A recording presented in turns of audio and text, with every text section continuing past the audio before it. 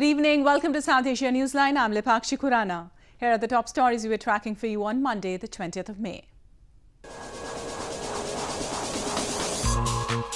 Indian Prime Minister Modi predicted to win a second term as general election ends.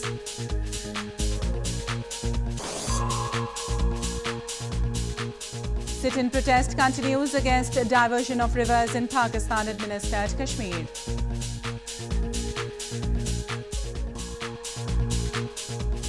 And Sri Lanka remembers civil war victims on 10th anniversary.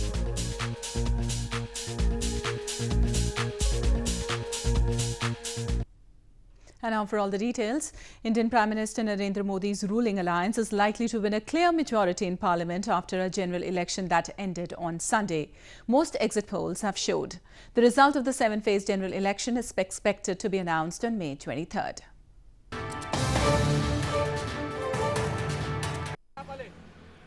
Indians gathered at newspaper stalls on Monday morning looking forward to Prime Minister Narendra Modi's return to power after exit polls predicted thumping wins for his Bharatiya Janata Party or BJP-led National Democratic Alliance.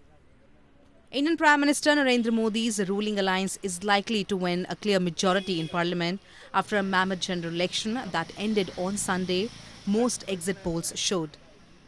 Modi faced criticism early on in the campaign for failing to create jobs for youth and for weak farm prices. However, tensions with Pakistan last month turned their attention towards his firm decision stance, and he focused most of the campaign on national security.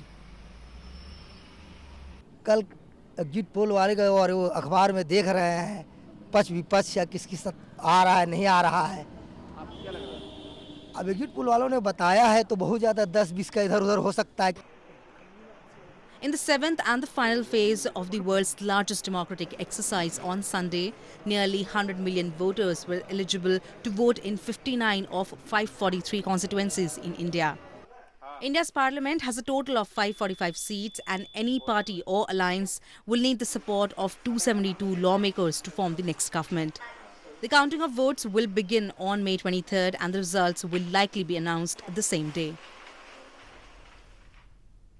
Moving on, an ongoing sit-in protest against the diversion of rivers in Pakistan-administered Kashmir entered its 56th day on Sunday. As the Islamic holy month of Ramadan is underway, protesters are observing their day-long fast and have been feasting together while highlighting the environmental damage caused due to diversion of River Neelam for commissioning a hydropower project. The ongoing sit-in protest against the diversion of rivers in Muzaffarabad city of Pakistan-administered Kashmir entered its 56th day on Sunday.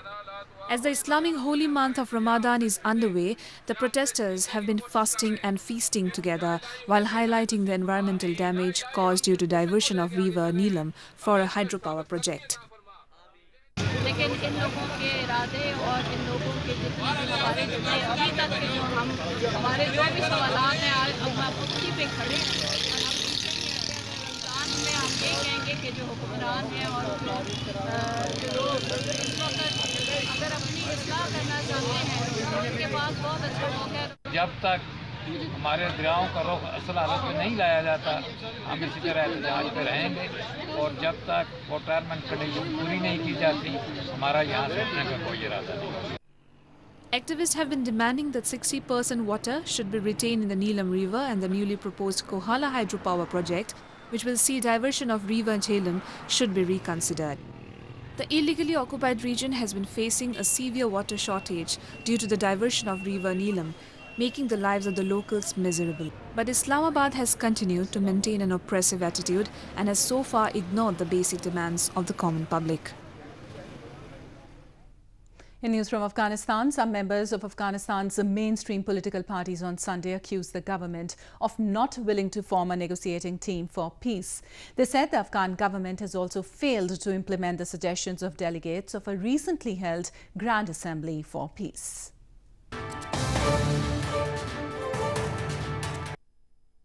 Members of some mainstream political parties on Sunday said the Afghan government is not willing to form a negotiating team and that it has no intention for peace.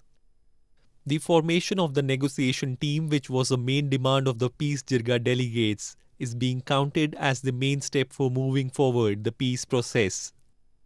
The politicians added the Afghan government has failed to implement the suggestions of the Jirga delegates. تصامیمی که رئیس جمهور بر مبنای فیصله‌های اعضای جرگه می داشت متاسفانه تا کنون کدام تصمیم کدام اقدام صورت نگرفته. وقتی در مورد تعیین هیئت مذاکره کننده صحبت میکنیم به اجماع قشر سیاسی نیاز است و این کاری جرگه نبود. A ceasefire, formation of a negotiating team, and expediting the peace efforts were the main demands of the delegates of the Peace Jirga, which ended on May 3rd.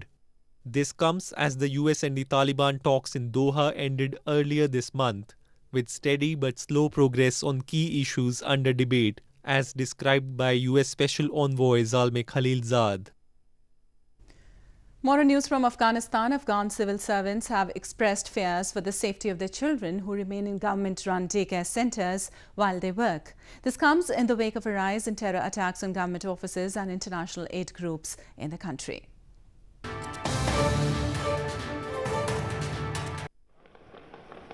The increase in terror attacks on government offices and international aid groups in Afghanistan has raised concern among mothers who leave their children at the government-run daycare centers while they work.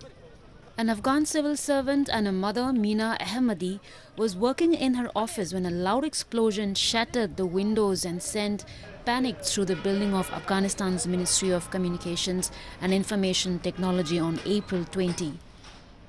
Instead of ducking for cover, she ran downstairs to find her 2-year-old daughter who was crying amid the commotion at the government-run daycare center inside the office. هر روزی که به اینجا میاییم یعنی یک حالت روانی ما رو کاملا خراب ساخته. این به سر روان ما طفلای خردی که در کردستان است. از همشون بعضیشون مادرشون نمیارن، بعضی کسا استعفا دادن. حتی نمیاین به دفتر.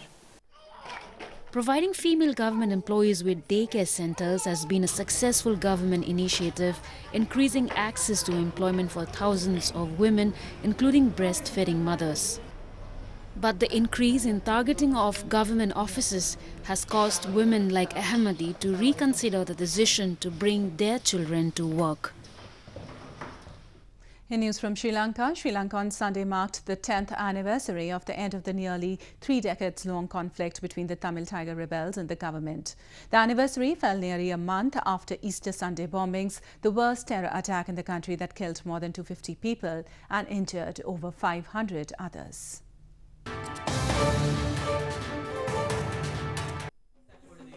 Sri Lanka on Sunday paid tribute to the victims of the civil war amid security fears after bombings last month, which killed more than 250 people and triggered violent clashes. President Maithripala Sirisena chaired the ceremony to mark the 10th anniversary of the end of the conflict between Tamil Tiger rebels and the government at the War Memorial in Colombo. On May 18, 2009, Sri Lanka declared total victory over the separatist rebels, saying troops had put the island nation entirely in government hands for the first time since civil war erupted in 1983. මේ ජාත්‍යන්තර ත්‍රස්තවාදී ව්‍යාපාරය අපේ රටෙන් අතුගා දැමීම සඳහා අපේ රණවිරුවන්ටත් බුද්ධ්‍යංශවලටත් සම්පූර්ණම ශක්තිය තිබෙන බව මා තරයේ දැඩි ලෙස විශ්වාස කරනවා. ඒ නිසා අපිට 30 අවුරුදු යුද්ධයේ අත්දැකීම් සමග ප්‍රධාන වශයෙන් ඊට හාත්පසින්ම වෙනස් වූ නව තත්වයකට මුහුණ දීමට සිදු වී තිබෙනවා. Thousands of people were killed in the nearly 3 decades-long war, and many of those who fled or were forced from their homes in the north and east had their properties seized. Government authorities said about 80% of confiscated land had been handed back. The remainder is mostly held by the military. A mass wedding ceremony was organized on Sunday in India's eastern Siliguri city, wherein over 101 tribal couples tied the nuptial knot. Scores of relatives and friends of the couples also attended the wedding event.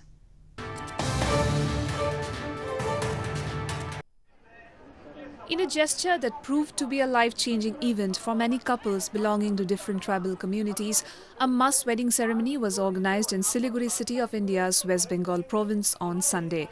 Around 101 couples tied the nuptial knot as per Hindu rituals in the grand wedding ceremony. Scores of relatives and friends of the couples also attended the wedding event. Brides dressed in red attire, donning jewelry set with their grooms while their relatives danced on the beats of drums to celebrate the event. आज का आयोजन में हम लोग 101 वनवासी जोड़ों का विवाह संस्कार करवा रहे हैं। कहाँ से आए हैं ये लोग? ये आसपास की चाय बागानों से, कई गांवों से भी आए हैं, कोई सुदूर इलाकों से, एकदम रिमोट एरिया से आए हैं। हम लोग के लिए तो बना हुआ है इसलिए अच्छा है। नहीं, हम लोग नहीं सकते हैं, गरीब है, हम लोग बागान में काम करते हैं, इसलिए हम लोग पैसा दिए। Mass marriages are becoming popular, especially among the economically backward sections of the Indian society, as these help in reducing the worries of financial implications among the parents or guardians of the brides. An exhibition of rare books and manuscripts was organized on Sunday in India's northern Srinagar city to create awareness among the youth about the past history of the Jammu and Kashmir province. Rare manuscripts and Sufi books in Kashmiri, Persian, Hindi and Arabic languages were exhibited for the visitors during the exhibition.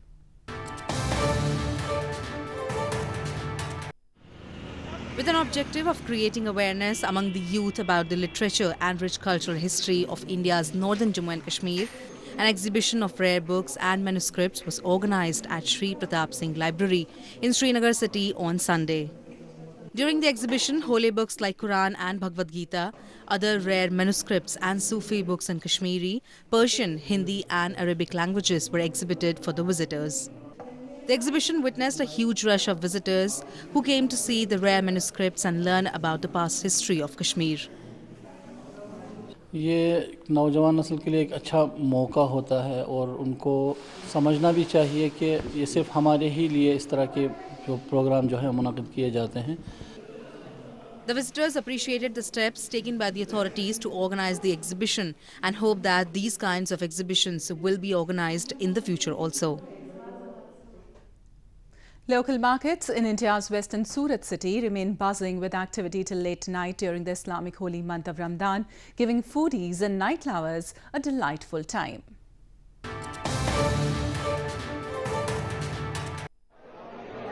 Local markets in Surat city of India's western Gujarat province remain buzzing with activity till late night during the holy month of Ramadan, giving foodies and night lovers a delightful time.